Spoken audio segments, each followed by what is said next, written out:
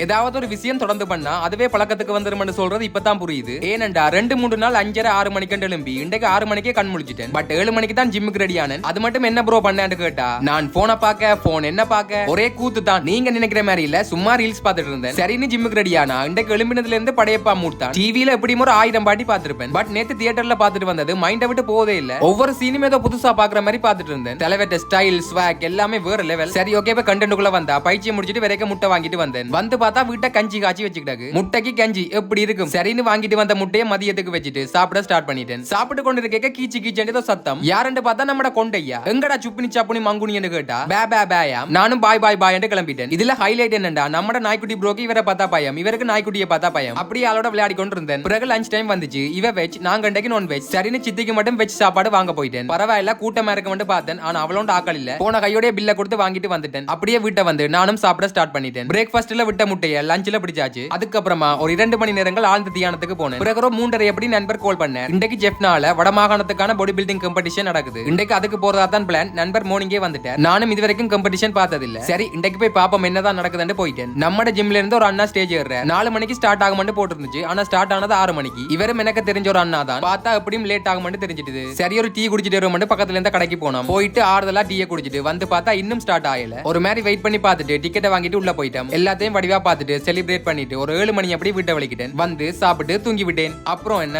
நாளைக்கு பாப்போம்.